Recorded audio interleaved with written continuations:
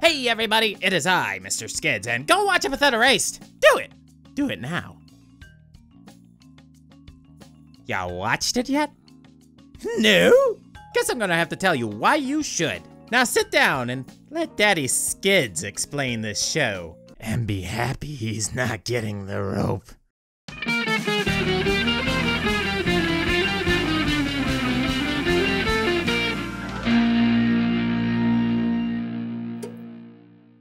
Bapus Erraticus is a show based on an anime-style D&D session Jello Apocalypse, aka Brendan Blabber, had with a bunch of other turbo nerds. Unlike me, because I'm totally awesome. Get out of here. Get out of here. Out of here. Out. Get out. He loved the session story so much, he rewrote the characters, the settings, and even the entire narrative so that it would fit a 30-minute per episode series. Yes, I did notice how much of an oxymoron that is. He then hired Powerhouse Studios to professionally handle things like helping with voice actors, since he had never really made a full series before. If that wasn't a bad sign already, he even dragged two of his friends with no voice acting backgrounds from the original game session into the show, with enough red flags to make a fine tailored suit out of. I bet Powerhouse wasn't even worried this was gonna turn into a disaster.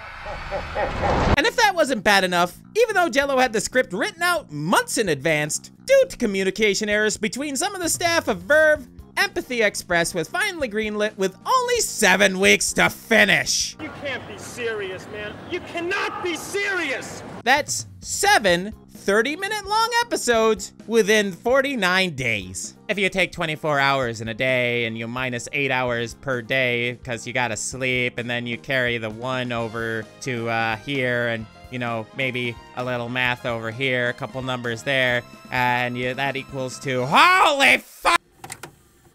This extreme time limit left Brendan to work by the seat of his oversized clown pants. He had to beg over and over again for more time from his Verve overlords, which they begrudgingly gave. Despite everything, he made a pretty good show. Sure, the first episode is as rough as a neckbeard's personality, but it gets so much better from there. Trust me, stick with it. It'll grow on ya. Like a foot fungus. The animation kind of bounces between 2 different forms. Keeping to the theme of Dungeons and Dragons for the show, there's the top-down Roll20 board game style, making the characters square pieces on a really well-drawn map. This one starts off a little stiff until they figure out how much they can bend and squish those squares later on in the series. And then there's the other approach, making the characters look like old 1980s Dungeons and Dragons paper cutouts, or like those popsicle stick puppets you made back in the 1st grade. Because of the limitations on both these styles, this can cause the characters to narrate their more complicated actions, since, well, it can make the more action-oriented scenes very confusing and vague, kinda like Copa's guidelines. Not to mention some of the jokes and ideas don't really go anywhere, stuck in a perpetual world of their own forgotten segues and unfinished plans. I'm the whale watcher. What? Fear not, dear viewer. These things are not game breakers. Though this animation is not for everyone, it can be charming, similar to Paper Mario. And everyone loves that game series. No, stop, not that one! Epitheta Erased's greatest strength is in its characters, going as far as hitting up the Planet Fitness even at 3 in the morning. Holy cow, it did not skip leg day. Look at those calves, baby. Each one of these peeps is their own shining star of personality and insanity. There's Depressed Teddy Bear, James from Team Rocket, Glass Joe, Dio Woody, that one girl that was homeschooled, the Gideon fanboy, Mickey Mouse, and... First is Molly, the cuteness factor of the show, with adorable button eyes. No, look, really, seriously, look, they're button eyes. She starts out as a manically depressed 12-year-old girl, and who wouldn't be working retail at really any age? I run a toy store, so I have to know about common business practices. You're 5 years old and you run a toy store? She grows immensely through the help of the rest of the cast, getting quite the character arc. She gains a little bit of confidence to speak up for herself and improves a bit on her sad demeanor. I was expecting the make-believe tea customary of playtime. I don't have time to play around, detective. However, she might have turned that frown upside down, but she still has a lot of growing up to do. Giovanni Potage is the captain of the bad guy group known as the Bonsai Blasters. He's one of those silly type of quote-unquote villains who has a big secret that he can't share with his loving minions. He actually may be nice. Gasp! You shut your jowls! Don't you underestimate him though. His barrage of broth-based blunders and soup attacks might surprise you. Plus his flamboyant confidence and clear love for his subordinates makes him a deep and truly endearing character. My boys! My beautiful boys! And then you have Mr. Barrier. Indus. Indus is what you would get if you Frankensteined Major Armstrong with Krunk. Oh yeah, it's all coming together. This man is so sweet and innocent. He could flex his way into the heart of Emperor Palpatine. With his general good nature, coupled with his insane muscles and powerful epithet, you would think that he was unstoppable. But sadly, he suffers a terrible case of Nappa syndrome. He forms a small barrier the size of a donut in his hand and begins smacking it lightly against the tape like a caveman. Loving, goofy, and honorable, he is the man with the epithet Barrier. In the name of my lady, you shall face my fist! While Indus might not be a big smart, his friend sure is. Mira is a mastermind. Sort of. She can actually make a plan that works compared to some of the other dunderheads in this series. However, hiring Indus might be both her greatest strength and weakness, as he ends up both helping and hindering her in the long run. Indus, wake up, you fridge! What? Barrier? Life is literally pure pain for this impatient woman, but at least she has a towering slab of meat to keep her company. Hey, Lady Mira, remember when we ate sand? Next, meet the most lawful good paladin I've ever seen, Percy the police officer. With humor so dry, I would say she's a gin and tonic, but that would be the consumption of alcohol, which is bad. But her sweet innocence kinda makes it pretty funny at times. Ah, the tavern. A classic gathering place of scalawags and ne'er-do-wells. This partnership is already proving fruitful. She's strong-willed, determined, and hopeful, if a bit lacking in the forethought department, and a bit naive. A goody-goody two-shoes cop if ever there was a goody-goody two-shoes cop. You're completely surrounded! Yes, a sobering reminder of how many have been failed by our society. And then there's the biggest antagonist the show has given us so far, Zora. She's tall, powerful, intimidating, a beanpole. But don't let her Billy the Kid style fool you. She actually cares about the people around her, even if it doesn't show. I mean, really doesn't show. Is that why you dress up as a cowboy? Oh! Don't interrupt. She has the ability to destroy everything and everyone around her, but chooses not to. She seems a bit more playful and dramatic than actually evil. There it goes. There goes the pea shooter. Oh no. Oh no. Oh no. That was a gift. Oh, I'm sorry. I actually feel kind of bad now. She has a really strong sense of honor and would rather duel you on equal ground than actually crush you underneath her feet, which shows that she's not a two-dimensional villain and actually might have the ability to change in the future. I lost. I could have beat you, but I broke the rules. The ones I set myself. So I'm gonna call this one a draw. Oh God, I loved Ramsey! Thank you. He's a bit of a sneak and a con artist who purposely got himself arrested using a clever plan of putting himself in a prison cell just to avoid a bounty that was on his head. Pretty smart, eh? He's a rat with a heart of gold, or an eye of gold, or an eye for gold. It's close enough. It woogles uncomfortably in its socket. Well, now that I think about it, it's the year of the rat. Huh. Go figure. Ramsey eyes it up and down with his gross rat face. Oh, and there's Sylvester. These characters have so much charm that it overflows like wine out of their glasses and splashes across the tablecloth of supporting side characters. Wow, what a dumb analogy. Even grunts have more interesting things to say than just, grunts. The story itself revolves around a super MacGuffin known as the Arson Amulet. No, it has nothing to do with fire or burning things. This Etsy store reject has the ability to steal people's epithets, hence the title of the show. But wait, what is an epithet? Ah, me, I'm glad you asked, as I love the power system in this show. Epithets are words that are stapled to a person's soul when they are born, which can give them superpowers. Or not. These abilities revolve around the word associated with the character's herpetherp, and its power is drawn from the word's definition. 1 out of 5 people have one, so don't feel too special if you have an epithet. Some examples of words used in the show are dumb, which is able to dumb things down like sounds, soup, allowing the user to make soup, and belly button? No, wait, is that a joke? Is that a joke?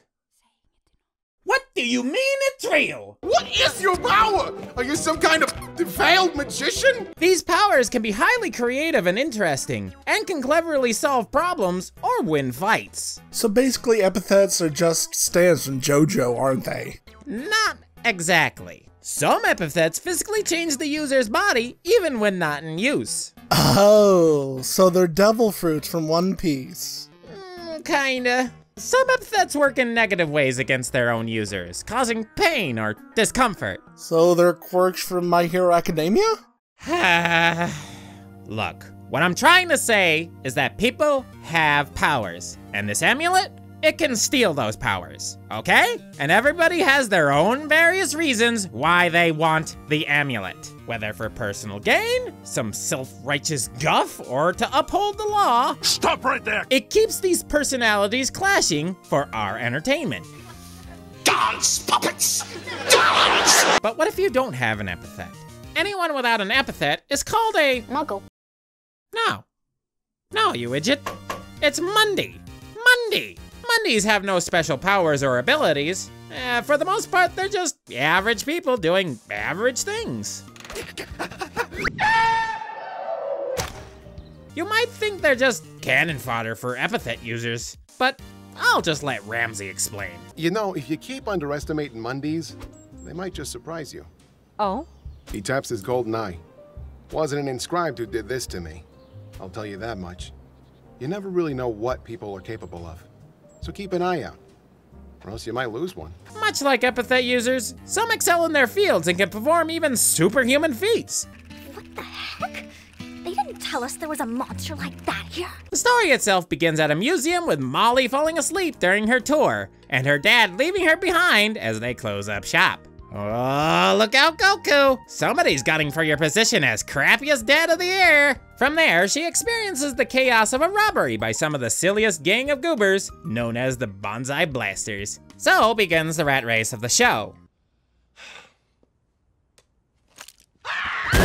We're introduced to Indus, Mira, Molly, Giovanni, Sylvester, and Percy during the part commonly called as the Museum Arc. This is where we learn a lot of the basics about the world and its characters. Afterwards, the story shifts to a town called Redwoods Runs, where we meet our 2 final and most powerful lead characters, Bugsy and Arnold. I mean Ramsey and Zora, yeah.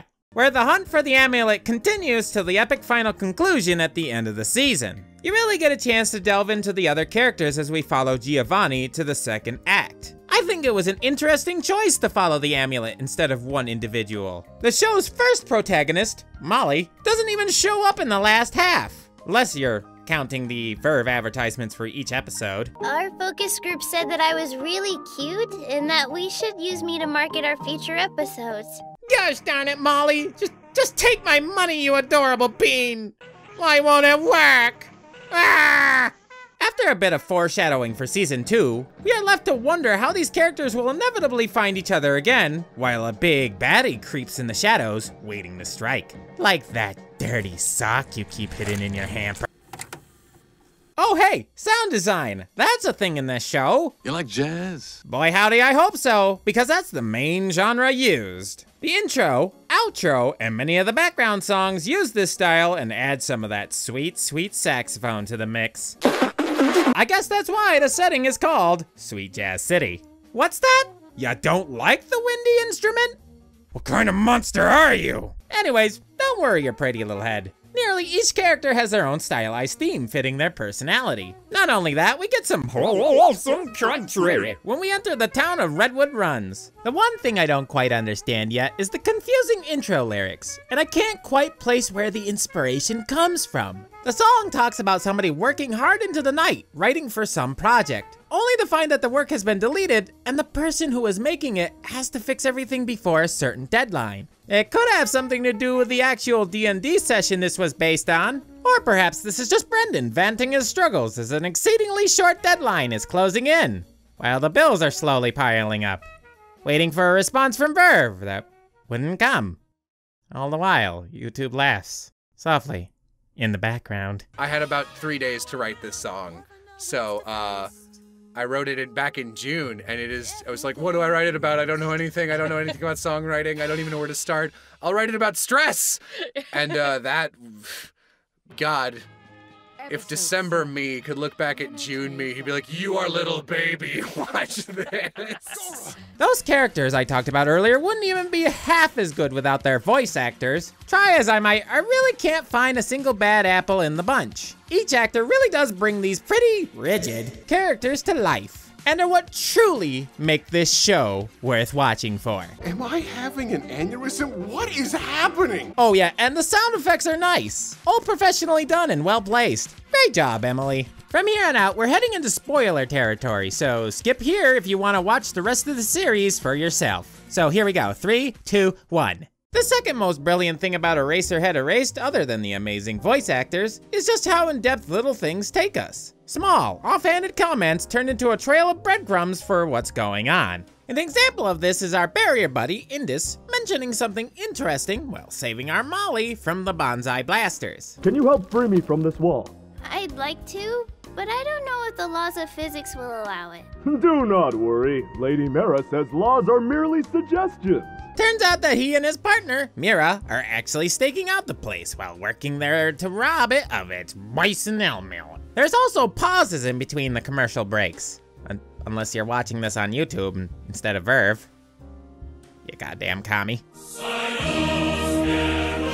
These moments have an eye-catching template card used in order to give more information on characters, places, and events. These are used for comedic relief most of the time, but don't you dare be lulled into a false sense of security. You know that Mira person I just mentioned? She's a short-tempered, impatient woman that is highly goal-driven, and those cards reveal a lot about her and her epithet. The first card with her in it not only talks about her titty itty bitty bitty weedy weedy size, it mentions that her diet consists of 80% headache medicine. You kinda take that as a joke since she has to deal with the boulder-headed Indus all day and giving lengthy tours to idiots. Keep that in mind as the second card talks about her sweet black nail polish and how it always seems to be chipping off for some reason. Later on in episode 2, she states that I've broken so many nails and a toe, I think. And the card confirms that she actually did, and that it hurts a lot. Honor my probably broken foot! Her power is fragile. No, I don't actually mean weak. She can make anything, or anyone, around her fragile, and as well as summon broken glass into her fights. As overpowered as that sounds, it kinda comes with a troll toll. She herself is fragile, like an average YouTuber's ego.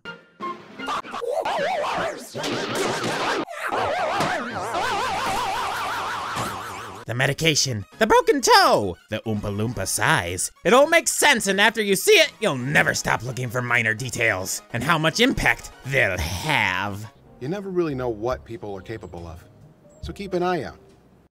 Epithet erased. Mirror, mirror on the wall, who is the crankiest one of all? If what I said interests you, then go watch the show. And please, support this man! You think I was joking when I was talking about how stressful this project was? According to Jello, he had to pay nearly $250,000. 250K smackers! And half of that was out of his own pocket. How he isn't even bankrupt eating uncooked ramen packets like a squirrel in a box under Highway 41 is beyond me. He wants to make a season 2, but yeah, I'd count your lucky stars there, bub, with what you got. But you know what? That's not impossible. You can support Jello Apocalypse by either donating to his Patreon or getting an account with Verve and watching the series there. You can even get a code to show that you want more Soup Boy directly from Jello Apocalypse himself. Oh, and you get 30 days for free with this code. Also, don't forget to give me a sub, or a sub for my channel. Whichever, I'm not really picky. Actually, I'm kinda hungry. I've got an epithet erase theory video in the works, so hit that annoying bell icon and you can keep an eye on your inbox for when that comes out. It wasn't like there was a system or anything like that already on YouTube.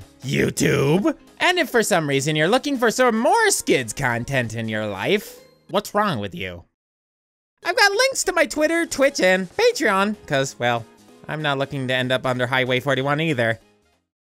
So real talk, Giovanni gets his own villain outfit in the next season, and I am 90% sure he's gonna be in a skirt for the rest of the series. Beautiful. I love me some boys in skirts. Yes. And like when it's not played for a joke or a disguise, they're just wearing a skirt.